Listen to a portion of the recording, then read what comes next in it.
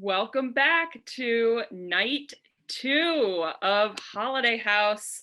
I'm so glad to be back with all of you, and you all look great. I am wearing my sparkliest, finest shirt. I feel like the Festival of Lights right now, and I've got these chic Zenni tortoiseshell frames on. These, of course, are blue blockers, saving my eyes from the harsh blue light of Zoom.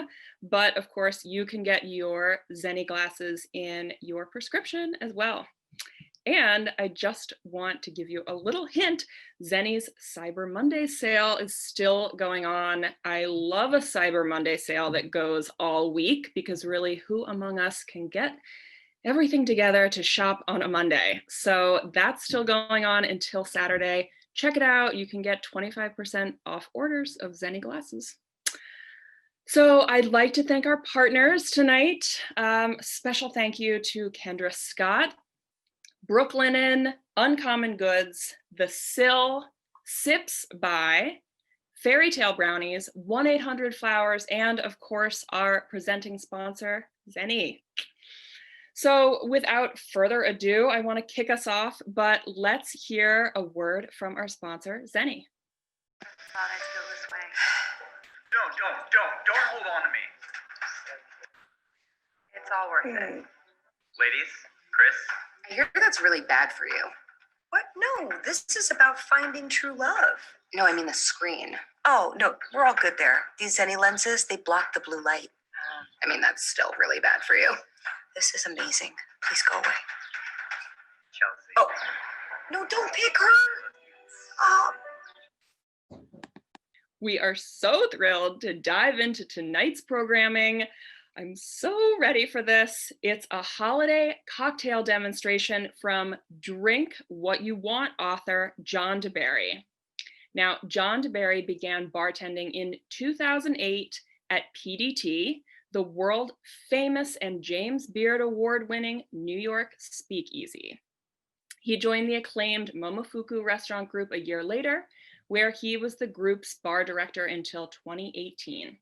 John is now the CEO and founder of Proto, a non-alcoholic botanical drinks company, as well as a co-founder and board president of Restaurant Workers Community Foundation, a nonprofit focused on improving the quality of life of hospitality employees.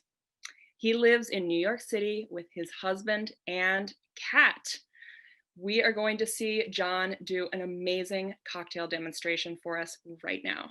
Hi everyone, thanks for joining me tonight. Glad you're here. I'm going to show you right now how to make a recipe for eggnog from my book, Drink What You Want.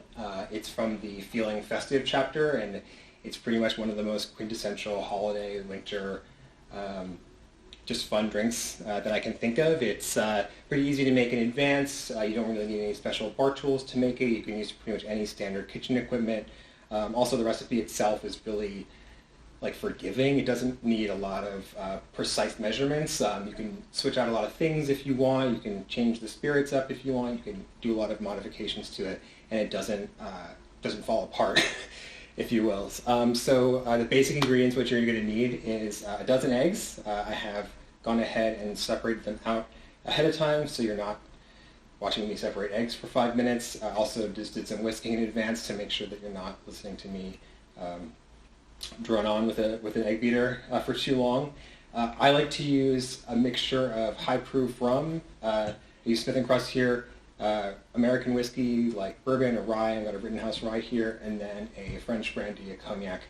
So that's kind of the three main spirits, but you can use all or one of them however you like. The next thing you'll need is a bunch of heavy cream, and I use grade B maple syrup instead of like a simple syrup or a different kind of sweetener. I think it has a great flavor. Make sure it's the grade B or the dark amber. Otherwise, it's going to just be the grade A stuff. The lighter stuff is really thick and syrupy and doesn't have a ton of flavor, and this really is very tastefully interesting. And then lastly, you'll need some nutmeg. I like to use a lot of nutmeg in my recipe. I think it's like one of the central flavors in eggnog, so to me it's really important, so I try not to skip it if I can. So to get started, you separate out the eggs. I did a little advanced beating of the egg whites here just to give them some structure, like some stiffness. Doesn't need to be like a meringue or anything, but you definitely want to give it some air, so let's do that now.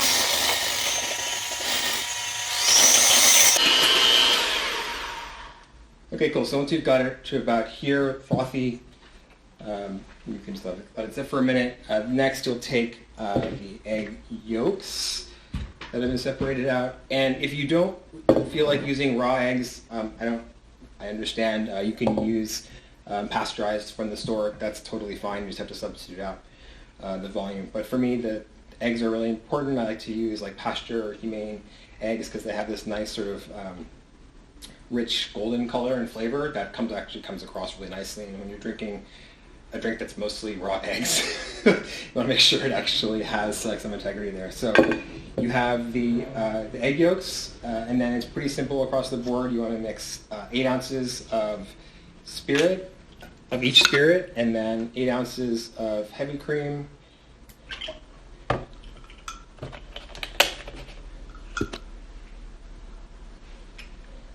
So this I'm using a Jamaican rum. It's overproof, kind of funky. If you use like a light rum, it's fine, but there's something about the brown rums that really give it a nice like party flavor. Rye whiskey right here is made from predominantly rye grain. It's a little spicier than bourbon, but it still has a kind of nice sweetness to it. So it works really well with all these ingredients.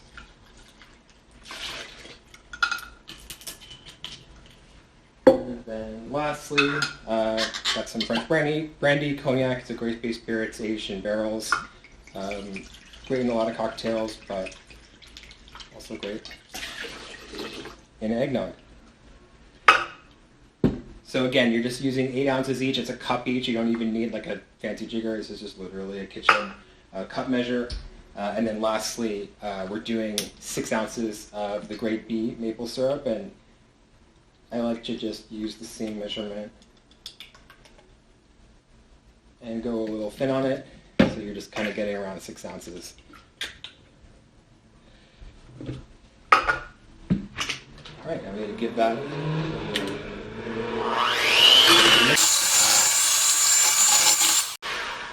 And you'll see it's not really going to do anything. It's not going to get frothy. The alcohol and everything pretty much prevents that. So you just want to make sure everything's really integrated. And then you just want to go pretty hog wild on the nutmeg right here. It's really important to me to make sure there's like almost like an unreasonable amount of nutmeg in your eggnog. It just gives it a lot of great flavor, and actually it kind of settles in after you let the eggnog sit for a week or so, and it gives it this nice depth of flavor that's really hard to replicate with anything else. So I like to use anywhere from 1 to 3 of the whole nuts of meg, whatever you call them. But I just dropped one on the floor, and so I'm just going to use 1 right now because that's what we have. Give it another mix.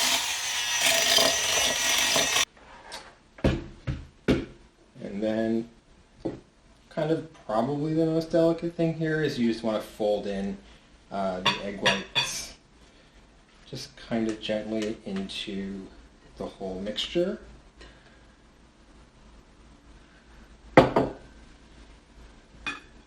You don't want to stir it too aggressively because all the air is just going to get expelled from the egg whites, so just give it some gentle, loving stirs. But nothing too aggressive because you'll just kind of get a flat eggnog. So the backstory on this drink is back when you could do that, I had my family over for dinner. We squeezed like 14 people into our pretty small apartment, and I've been cooking for days. We do like a whole, dinner with like pork shoulder and everything. I make a bûche de Noël, which is like a chocolate Yule log, I think is what they call them. It's a tradition I inherited from my mom, who used to make them with the meringue mushrooms and everything. It was this really fun process that we would have together. And so when I started to host dinners myself, I added on an eggnog recipe because I'm a bartender, and that's just where I'm going to go naturally. And naturally, as you imagine from cooking for few days prior to Christmas Eve, I'd be pretty tired at the end of the night, and I wouldn't want to like make a drink after all of that. So what I would do is make this in advance. Like I make this a few days in advance, let it sit in the refrigerator, and it kind of gets a nice like integrated flavors to it. So it's fine fresh. You can just drink it right away, or you can let it sit, and it will kind of continue to integrate. You can bottle it. You can like give it as a gift. So it's a great make ahead thing for when you don't want to be rushed in the moment of making something a la midi.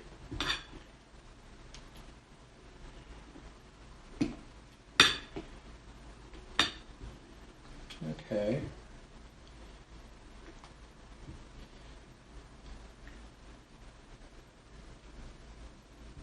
So like I said, you can transfer it into like an airtight container if you're going to let it chill, or if you're going to drink it right away, serve it. I have this like little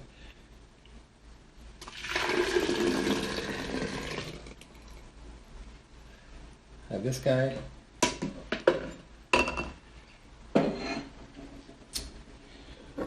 And yeah, that's really it.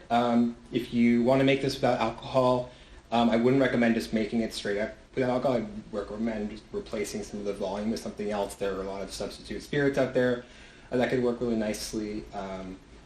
Yeah, I think that you can definitely do this without alcohol, but you would be really thick if you left out the volume. So I would replace it with something else that you enjoy. And then yeah, give yourself a little pour. I like to use these little teacups from my husband's grandmother. And that's it. Cheers. Cheers to you, John. You and I definitely both got the sparkly shirt, bold lip memo. You look amazing, and you are wearing your tortoiseshell glasses too. Now, I, of course, have changed into these fabulous hot pink frames, which are super lightweight, and I kind of feel like you would love these, John. They're from Zenni. Go get them, 25% off. So we are headed into our first raffle of the night. I'm going to pick from my trusty stocking here. But let me tell you what you're going to win first before I pick my name. So, of course, we love all things comfort, especially this time of year, especially this year of 2020. And we are excited to be raffling off the ultimate comfort package for the holiday season. It's a robe, a silk eye mask, and a candle, all from Brooklinen. And for an extra bit of fun, we are throwing in a copy of How to Breathe by Alyssa Neese. So let me pull my first name. The winner is Bita Jahedi. Congratulations, Bita. You are going to be relaxing in style this holiday season. And now on to a special dish for the holidays from Maneet Chauhan. Maneet Chauhan is a James Beard Award-winning chef whose restaurants include Chauhan Ale and Masala House, Tan Show, The Mockingbird, and CHAAT Table, all in Nashville.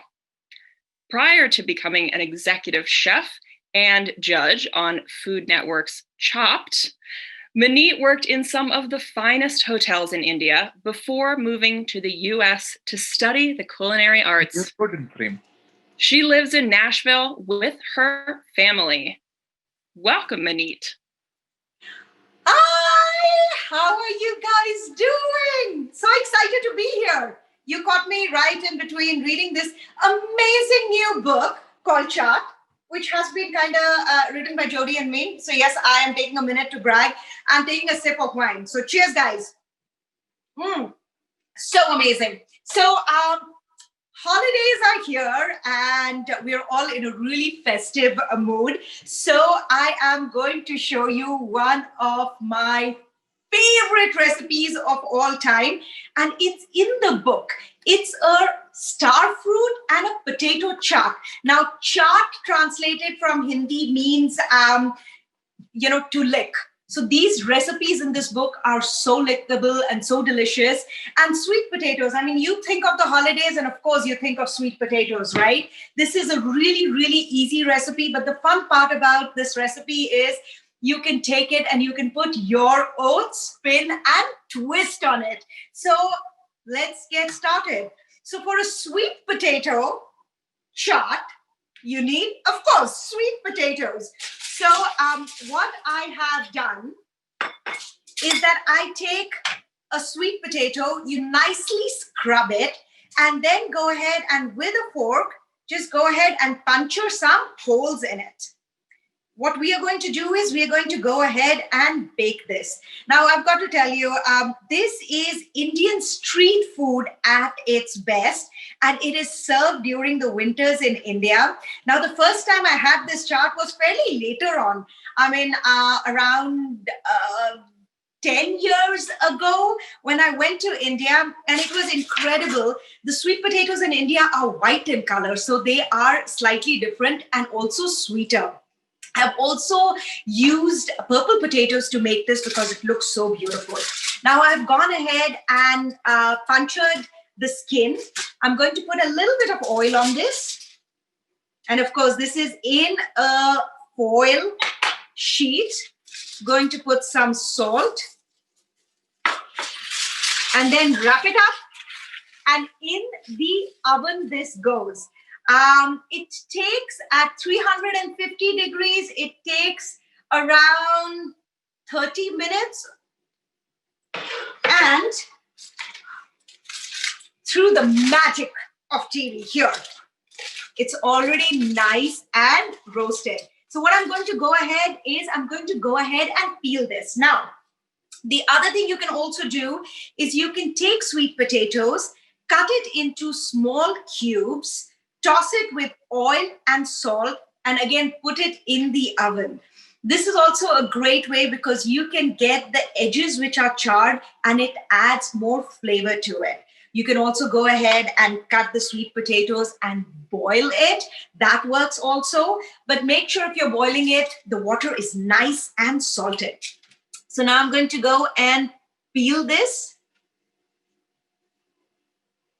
And purple potatoes also look beautiful because you can go ahead and just do both the potatoes. It looks gorgeous. Now, if you don't want to use sweet potatoes, you could use pumpkin. Again, I keep on saying that I can give you the foundation of a recipe, but go ahead and make it your own. Put your own signature on it. Even if I tell you about 1 or 2 ingredients, fantastic. I have done my job. Okay, so now I'm going to go ahead and chop this up.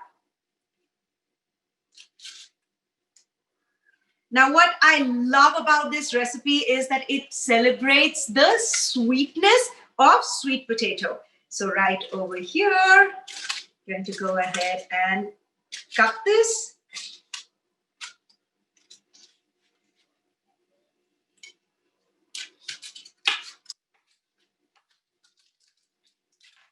And it's like my kids love this chaat. It is so simple to make. It's sweet from the sweet potatoes. It's got the tartness from the star fruit. It's everything which is good in life. Okay, so we have this ready to go. And now we'll go ahead and start mixing it. So I'll take the sweet potatoes. I'm using the ones that we roasted because I like the flavor of that a lot more. In this, we're going to take the star fruit right over here. Now, star fruit is such an underappreciated fruit. It is not only so beautiful to look at, it also has this tart tropical flavor, which is amazing. So we'll go ahead and cut this.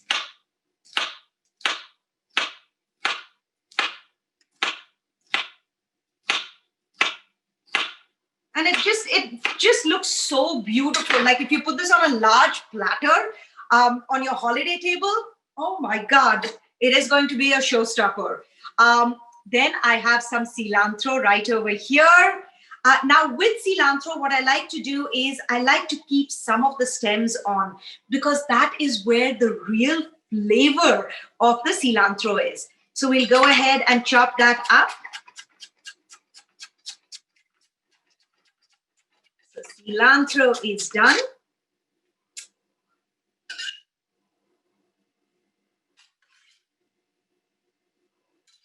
And then we're going to go ahead and mix it and add the spices to it. Like, again, as I was telling you, it's so simple. Now, you can just make this into a fruit chaat by putting some apples in it, some pears in it, and just, again, think of the world of possibilities with this simple recipe. Now, I'm going to add some salt. There is salt in it. I'm going to be adding some red chili powder over here. So to me, chaats are all about a combination of flavor. There is sweet, there's tart, there is spicy, there's a little bit of bitter. So it's just a combination of everything. Then I am going to be adding chaat masala. Now, chaat masala is a blend of spices. The predominant spice in this is amchur. Amchur is raw, dried mango powder. So it has this amazing tartness to it, which makes this delicious. So I can tell you, once you guys have chaat masala in your pantry, it will go on everything, be it even salads that you're making, just amazing. Okay, and then I'm going to add just a dash of lemon. Right over here. And this is a salad that you can make in advance, keep it in the refrigerator, and not stress out about it on the day off. So this is pretty much it. Oh my God, just the aromas, the smells are so addictive. My mouth is certainly watering. So I guess it served its purpose, right? Okay, now we go ahead and plate this, but what I like to do is I do think that being the holidays, a really festive addition to any dish are some pomegranate seeds. So I'm going to go ahead and plate this.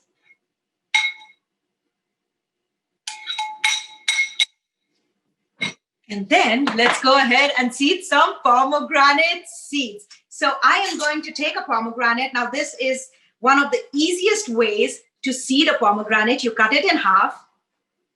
People always ask me, how do we go ahead and seed a pomegranate? And then you go ahead and hit it.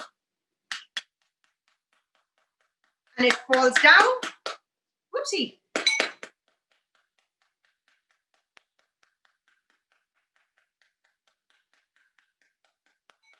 It's a great way to take out your frustration if you're having a stressful day. I'm going to go ahead and put some pomegranates right on top, which look nice and beautiful. And that's it. It's as simple as that. Our sweet potato and star fruit chaat is ready to go. And of course, I'm going to do the ultimate sacrifice for all of you guys. I've got to taste it, right? So good. You get all of these different layers of flavors. And of course, with a great glass of wine, it'll just be the perfect holidays. So thank you so much for joining me today. Happy holidays to all of you. Have a safe and a very joyful holiday. Thank you.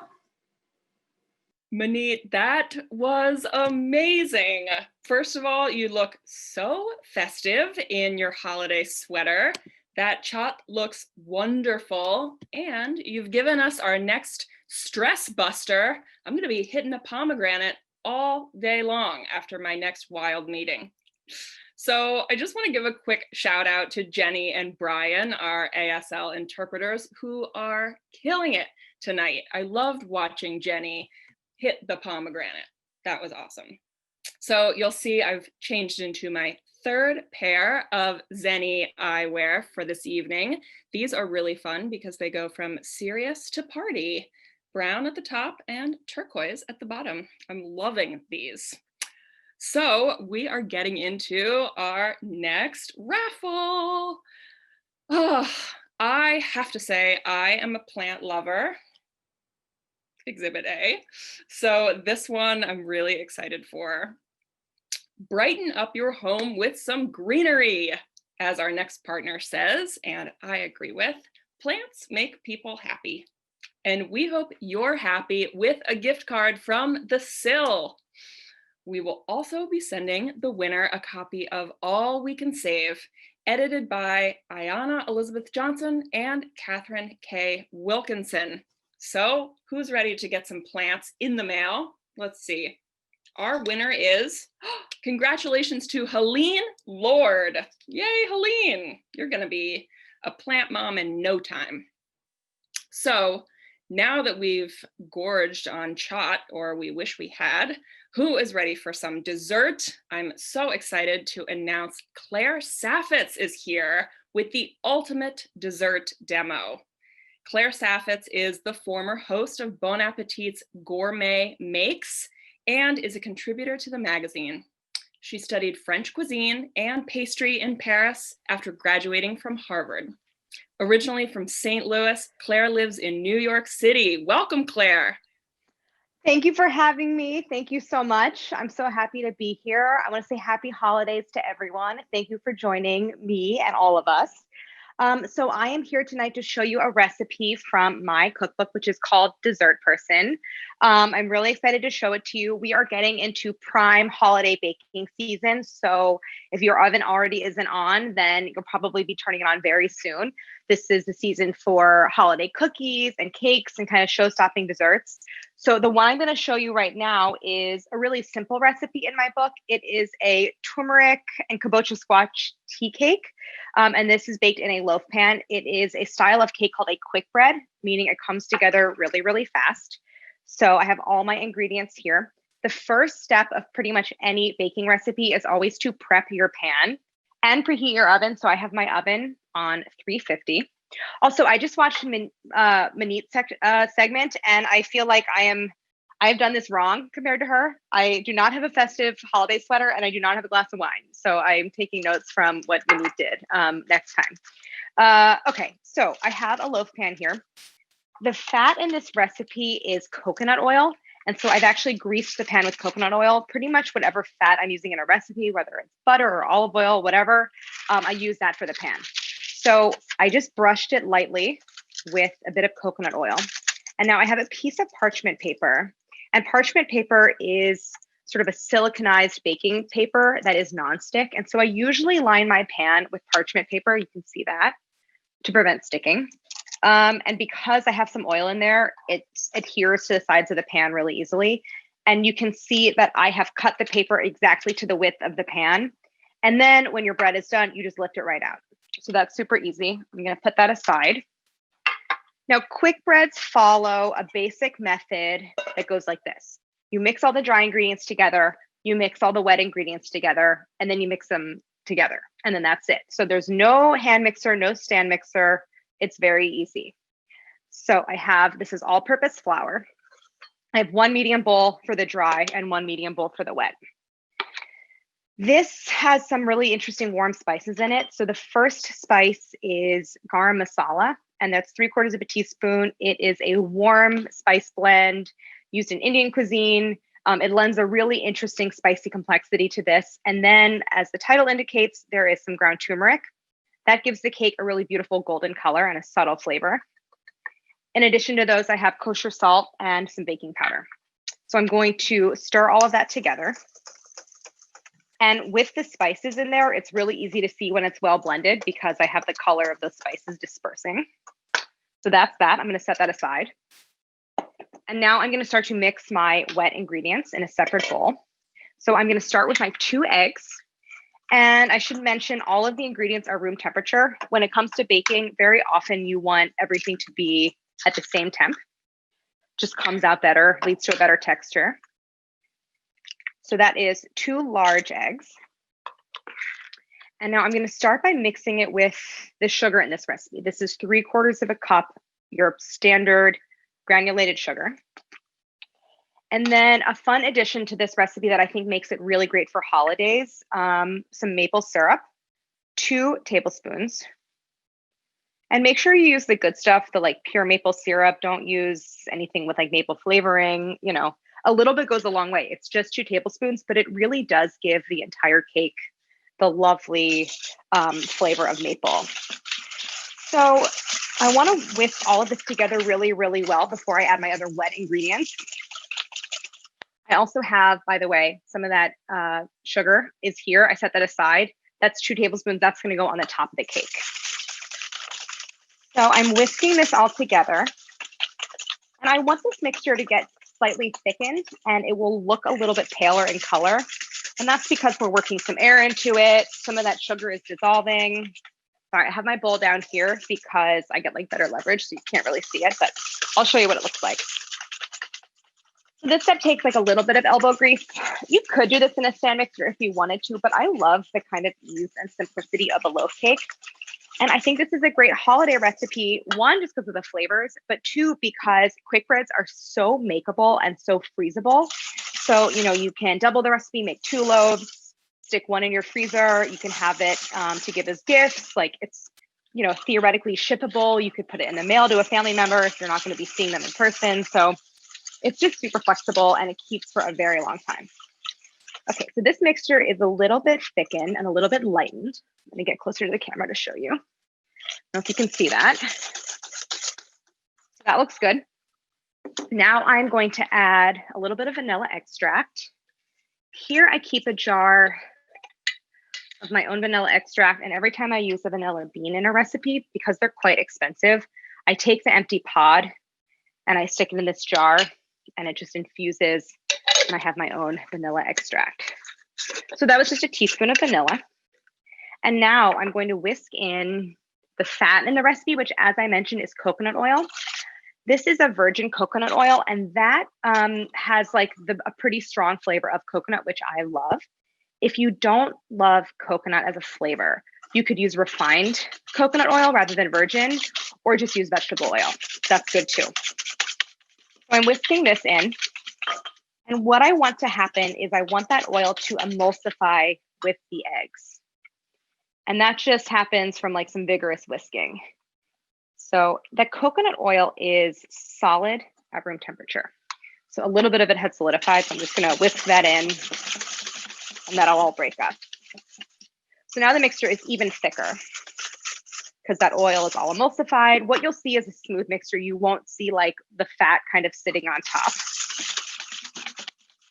So there we go. And now the kind of central star ingredient, I have 1 cup of kabocha squash that I pureed. So I'll get a little closer so you can see. So if you go to the store, kabocha squash are those pretty large, very hard pumpkin, sort of squat pumpkin shaped squash that have a very tough green exterior. It's Japanese in origin. They're pretty common to find. I love the flavor of kabocha. It's really starchy. It has great complexity. And I think it makes a wonderful, wonderful quick bread. If you can't find kabocha, or if you just don't want to go through the process of like roasting it and pureeing it yourself, you could use canned pumpkin. It works so beautifully in this recipe. And then pumpkin is like, you know, it's also very, very appropriate for this time of year. So in goes that cup of pureed kabocha. I had a squash that I actually roasted whole. So I poked some holes in it. I put it in a hot oven. It was like around 400.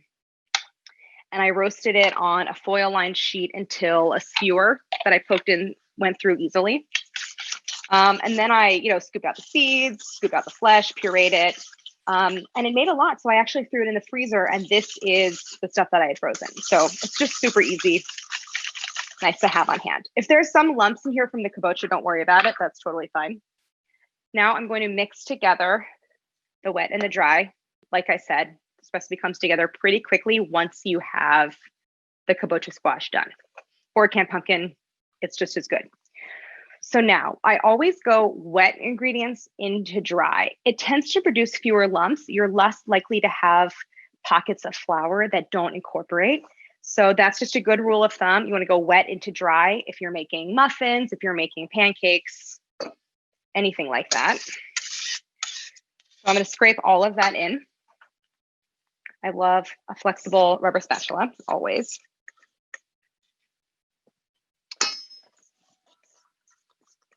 Everything in. And now I start to mix it together by whisking in the center of the bowl in kind of small circles. And then as that smooths out, kind of expand your whisking radius and start to incorporate everything from the sides. It just tends to be like a neater way to mix it. If you were to kind of go like, full throttle at the beginning, you would spray your flour everywhere. So with any kind of cake, for the most part, generally speaking, you want to mix as little as possible. And that just helps to ensure that you have a tender cake. So you only want to mix until you see the flour disappear and you have an even batter. So here I have, it just like makes this incredibly beautiful, really like festive, orange, like kind of burnt sienna batter. So now the final ingredient I have here, a 1/4 cup of toasted pumpkin seeds. Show you these. These are hulled, they're also called pepitas when toasted. So these are going to go right in. I like having that little textural contrast quite a bit. So just fold this in. You can see that I switched to the spatula so that I don't overwork the mixture. And once all of these are nice and dispersed, we can fill the pan. So once again, my prepared loaf pan with that piece of parchment just laid in the bottom. And I mentioned this before, but just to repeat, it's only on those longer sides. So I left the shorter sides exposed, but they are greased. So this is a little bit of a thicker batter. So you just want to take care when you're filling the pan that you're not making like huge air pockets or anything like that. But in general, it'll fill in the sides of the pan. So get every last bit in there. I can be a little bit like obsessive about scraping the bowl. So this is also a standard size loaf pan, which is, I think it's like 8.5 by 4.5. That's the size most people have. And then this is my absolute most favorite kitchen tool of all time, my mini offset spatula. And I just use this, I use this like for all kitchen tasks, but particularly for spreading things in an even layer, that little offset, feature where you can have your hand a little elevated, but the spatula is flat. That's really key. Highly recommend. Okay, so I have this smooth surface, and now the final step before we bake is to sprinkle these remaining 2 tablespoons of sugar on top. And like you can get cute with toppings and everything. You could, do like a bunch of pepitas or whatever, but you could do like, rings of or slices of roasted kabocha squash. But I like to just garnish with sugar because it creates such an amazing, almost like meringue crispy top. And I just love the texture. So that's 2 tablespoons of granulated sugar. It coats the surface generously. Now this goes into a 350 oven. On the center rack, I 9 times out of 10 bake on the center rack, and that is just for even baking. And so it takes about an hour to bake. Again, you could really easily double this recipe and then bake 2 pans side by side. It will take a little bit longer in the oven, but it's done when a cake tester comes out clean. So I don't even know if you can see this because it's so thin, but this is a cake tester. You could use a skewer, toothpick, whatever.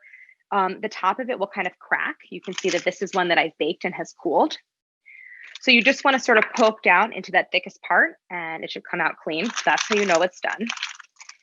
And then because I have my parchment and a well-greased pan, all I do is pull on those 2 sides of that overhang. And we have this beautiful kabocha squash turmeric tea cake. So I'm going to show you what the interior looks like. It's a tiny, tiny bit warm, which is okay. In general, you really want to let stuff cool. That's one of my biggest flaws as a baker, is that I'm like really bad at having the patience to let things cool. So I want to show you what that looks like. You can see the little pepitas in there, pumpkin seeds. It's a super tender cake. And because of the kabocha and the coconut oil, it just keeps really well and does not dry out. So I am going to enjoy a slice of this. I think it is really the perfect addition to like any holiday spread. It is a great dessert, but it is also to me one of those ideal, like delicious anytime kind of snack cakes. So it's just perfect. And like, you know, it's the holidays. No one would get upset with you if you like had a slice of it for breakfast either. So, oh, sorry guys, my cat just fell off the bench over there. Anyway, thank you very much for tuning in. I want to wish everyone a very, very happy holidays. I really enjoyed showing you a recipe from my cookbook Dessert Person. Whatever you make for the holidays, I hope it's delicious. And as always, happy baking.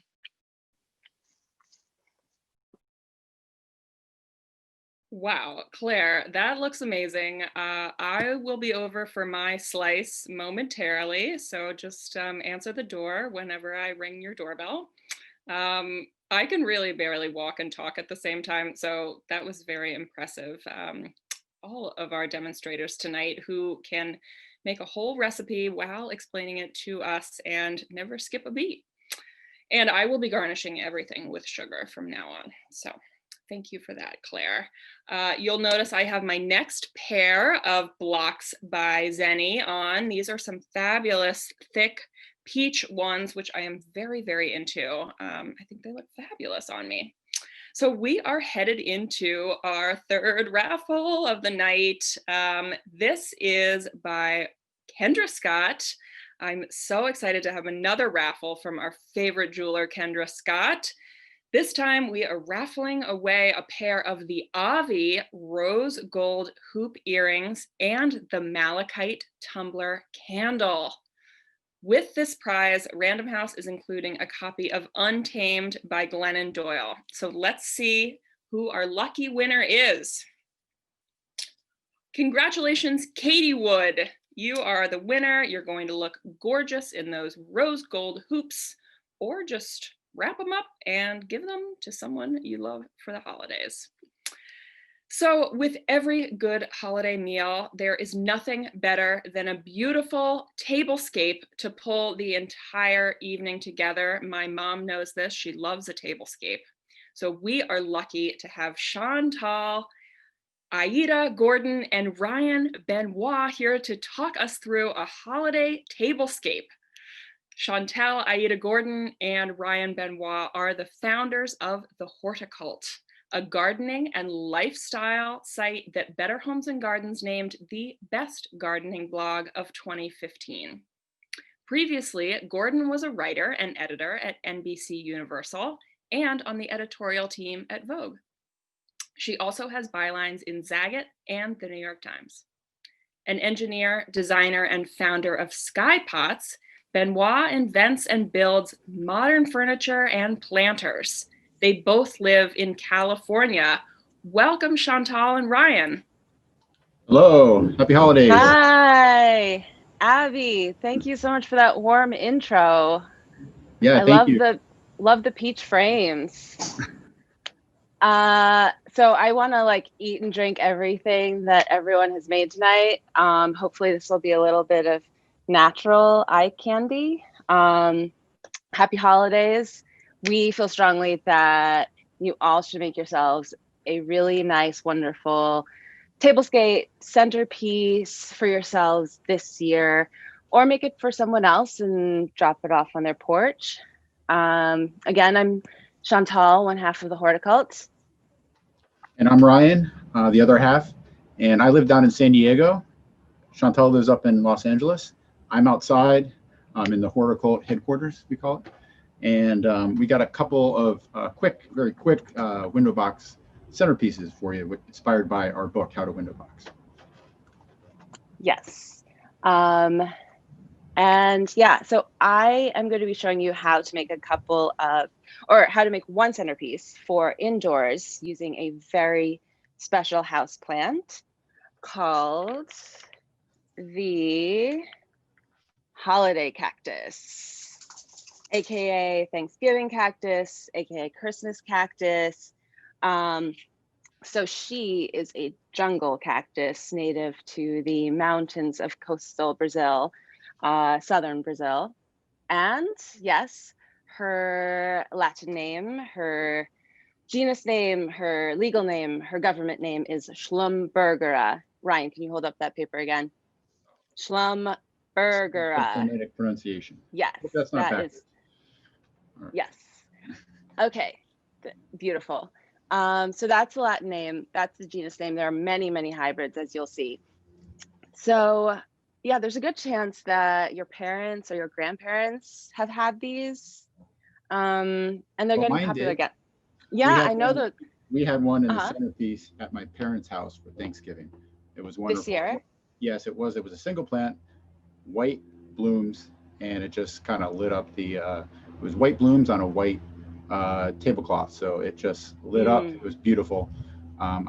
We should post photos of it on Instagram or something, but later. That's gorgeous. So they're blooming right now, and your parents are in coastal North Carolina. Yes. Yeah. So yeah, I mean they're like popular with our parents' generation, our grandparents, and they're getting popular again. And I mean, you can see why. Like, look at this greenery. Like the greenery is very shapely. It is downright Dr. Seussian. And the buds look like ornaments. The flowers are like these fluffy bells. Basically, it's a plant that comes pre-decorated. Like, how great is that? And of course, they bloom right around now, hence the name. Basically, they're like a winter mood lifter in plant form. In fact, the shorter days of late fall and winter are what activate them to start flowering, which I think as a human, I find that weirdly motivating. So yeah, on a technical note, just to get like a little nerdy about this, like what's the difference between a Thanksgiving cactus and a Christmas cactus? Because I mean, they're used interchangeably, which is fine, especially with all the hybrids. But yeah, so like if you want to like impress someone like on a Zoom call, or like at a Zoom party, difference between a Thanksgiving cactus and a Christmas cactus, you just look at these. These are called cladodes. They look like leaves, but they're actually the stems. So a Thanksgiving cactus will have more of the spiky margins, whereas a Christmas cactus is a little more round. We're not even going to get into the Easter cactus right now, but yes, Thanksgiving versus Christmas. So these are Thanksgiving cactuses, and that probably helps explain why they are blooming like late November, early December. Okay, so let's get to the centerpiece itself.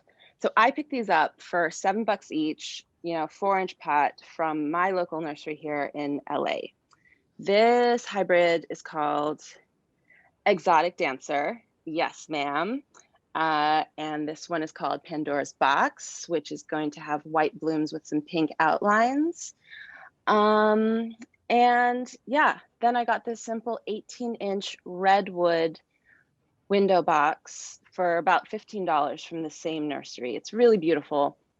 It's really elegant. Like any plant you put in will pop against this like beautiful redwood box.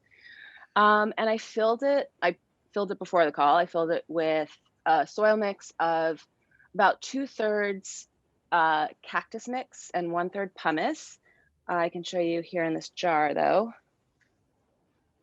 So yeah, as you can see, it's kind of like looks a little bit like Rocky Road ice cream.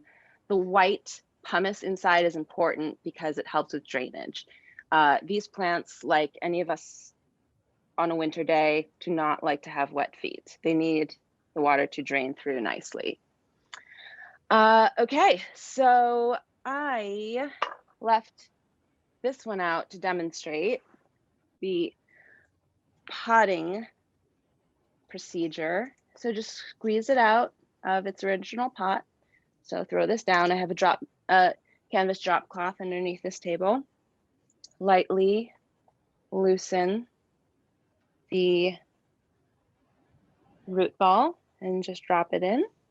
And then you take the rest of the soil and just kind of pour that in until it's nice and secure. So you want to aim to have about 1 inch of space between the top of your soil and the top of the window box you're using. Okay, just pour that out, pour it out. Like that. There we go. Okay, and some notes on like keeping these plants alive. You want to put them near a window with bright indirect light to like medium moderate indirect light. I've heard good things about people growing them in near east facing windows, maybe a few feet away from a west facing window, which is going to have more intense light. So to keep it more indirect, you might want to move it away from a west window, move it just a few feet away. Okay, so we're planted now. Just to give it like a nice clean look, I'm going to top it with these really pretty jade pebbles. Let me show it to you like that. They're surprisingly affordable. They're like $5 for a 3-pound bag, and they just look very varied and pale green and chartreuse and marbled. So just like stick them on top of the soil, and they'll just look kind of glam and clean. So it'll feel like a true tablescape, you know? Just toss that in like that. And the pale green will look really nice against your bright pink flowers. All right. Now, the last step here is to add your flair. I recommend just tucking in some holiday ornaments. I love this tiger that I got at Target. So I'm gonna stick that right here. I think this giraffe from Target is really pretty. So I'm gonna use that, maybe put a little flower by it and just plonk down just a regular old metallic ornament like that. And you've got a jungle cat among your jungle cactus. And there you go. Ryan, what are you making? Okay, wow, that is quite the indoor jungle there with the animals. Going for a tropical vibe in case when you we can't go to rehearsed the this, I didn't tropics. know you had the giraffe, which is interesting. It just came today. Oh, okay. I thought I was going to miss it. So I have a different window box theme here. This is for outdoors. I'm outdoors here in my yard. I have a picnic table. So this window box will need bright sunlight. So you could bring it indoors, maybe just for the time that you're having this dinner or appetizers, but you're going to want to keep this one outside. So this box is inspired by 2 of our 14 window boxes in our book. The 2 window boxes this is inspired by is the herb garden and edible petals. And we really had a lot of fun with these 2 window boxes in our book because it gave us a chance to show how you can pack a lot of garden into a small window box. The herb box chapter. There it is. So yes, we're kind of trying to show people how to maximize their garden space, even if it's just in front of a window or a few feet away. So now for the box. Let me walk around and let me reveal the box.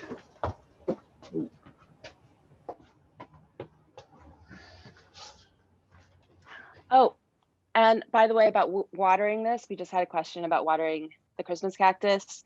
Sorry, I missed that. You want to water it thoroughly until water drips down through the drain hole.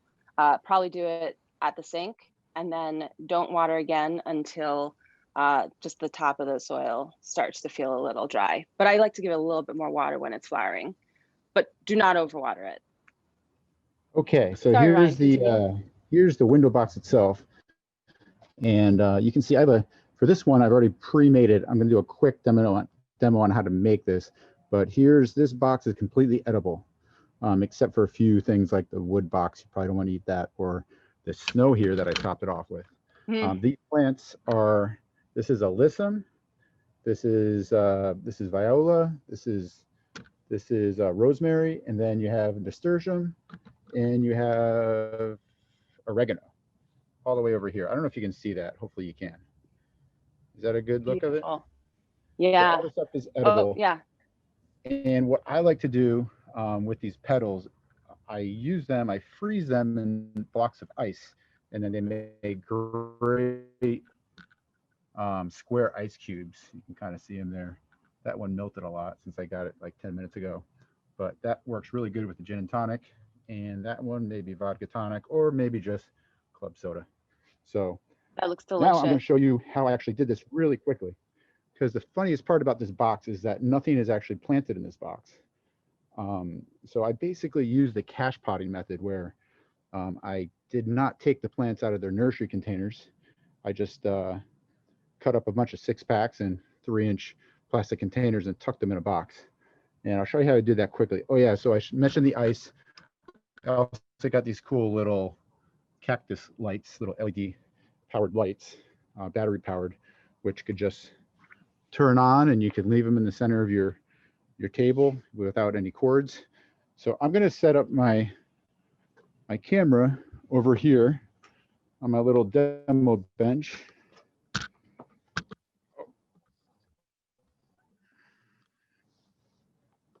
All right. Pardon me, hope I don't knock anything over. All right.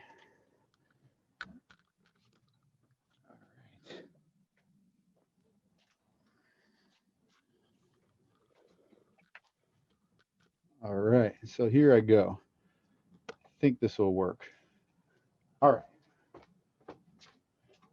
So here I am. I think you can see me. Maybe I should aim it up just a little bit. My head shouldn't be cut off. Okay.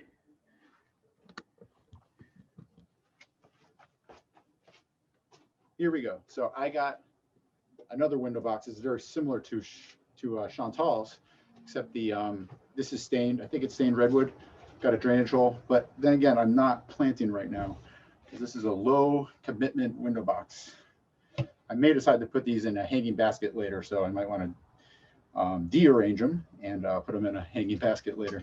So what I'm going to do, the problem is you got a 4-inch box, you got some plastic containers that will come right up to the top there, but you got others like the ones in this, like this alyssum in this little 6-pack, which I cut. It'll kind of drop down, you won't see the greenery. So to solve that problem, what I'm doing is I cut up some of these blocks here, some scrap wood I had, some scrap pine, and I'm just placing it at the bottom of the box where these shorter containers are going to go. So I put about two down. I might have to change that when I put them in there, but it's super quick. You're not going to see these blocks. They're just kind of fill in the void, little stools for plants. So first one I'm going to put in is the rosemary right there. Center that one. Then this is a dianthus. Dianthus is this is a type of carnation. Carnations are also edible, in case you didn't know. Some violas I'll put over here. Mix it up. So this one's coming up. So I'm gonna take this down and then add a viola over here. Some alyssum. I'll put another alyssum over here. This will be the alyssum end. And then this nice nasturtium. I love nasturtium. I love putting the petals and also the leaves in my salad. Very, very, one of my favorite edible flowers here in San Diego. In the spring, usually we get a bunch of nasturtium that just line the highways. So this is getting a little bit scraggly, but I'll just prop it up like this for now. Really quick, I'm not gonna go overboard here and try to make it tidy. And the last step is the fake snow. Now I hate this stuff, to be honest with you. I've had this for I think 10 years, and I knew I'd find a use for it. So here it is. So I'm just gonna tuck a little bit of it, just show you how it's done. So tuck a little bit right there. And the problem is it gets everywhere, but if you do your work on like a table, maybe lay a towel down, fill all the voids with fake snow, remove the window box, put it on the table. All the snow is contained. And anything you have left over here that's on the side, you can just take the towel up and just throw it in the trash. So not the towel, but just shake it in the trash. So that's pretty much it. This is a fun little arrangement. And oh yeah, just add the, you can get those little LED powered lights on Amazon or wherever, super cheap. So I think this all came together for like maybe 30 bucks, 40 bucks. So hope you enjoy one of the tablescapes we made. Maybe just get inspired by one of these, maybe kind of do your own, but that's it. Happy holidays. Happy holidays. Thanks so much, Ryan and Chantal. You guys were excellent. And Ryan is joining the ranks of amazing holiday sweaters we've seen tonight. And Chantal, I'm obsessed with your Christmas tree tiara. You guys were so great. I love how simple and chic those arrangements looked. And of course, one of the reasons why I love this book is that it makes gardening so accessible, even in an apartment. And also, did anyone catch Ryan's amazing fire pit? That's serious goals. Okay, check out my 5th pair of Zenni frames for the evening. These are really fun because they are metallic red. So I'm loving them for the holiday season. Check these out. So if you are looking for even more books content, and who isn't, here's a note from Random House about how you can get insider scoop about upcoming books and join the perfect book community that fits all your needs. Hi everyone, my name is Aparna. I work on the newsletter program at Random House. Thank you for joining us at Holiday House. Sign up for our email list and get the latest and greatest right in your inbox. For book release info, news, giveaways, and more, sign up for the Random House list. Get sneak peeks on Jack Reacher novels. There are newsletters for Star Wars and deBary books for science fiction and fantasy fans, Modern Library for fans of the classics. Sign up for One World to hear about groundbreaking authors. There's the Spiritual Thought newsletter for spiritual content, or if you want to hear from editors of Random House, sign up for the At Random newsletter. There's something for everyone. If you're in a book club, looking to start one, or prefer to read solo, join the Random House Book Club newsletter. Sign up now at randomhousebooks.com/email. Bye. Much, Aparna. Okay, we are headed into our 4th raffle of the evening. And in order to decorate your own holiday tablescape, we are raffling away peppermint roses from our partner 1-800-Flowers. To go along with the floral theme, Random House will also send along a copy of Buy Yourself the Effing Lilies by Tara Schuster. I just had to look at Jenny to see what she would do. That word, it was amazing. Okay, so I'm gonna pull our winner here.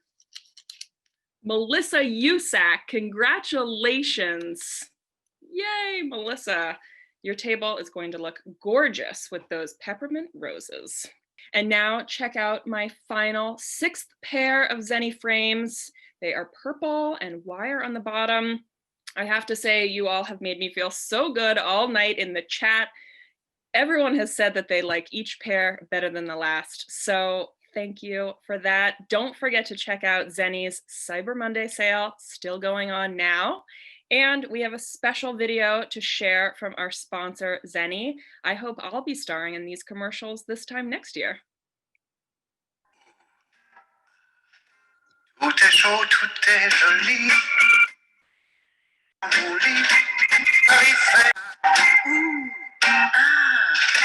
Tu es beau, tu es joli. L'avouer, c'est fantastique.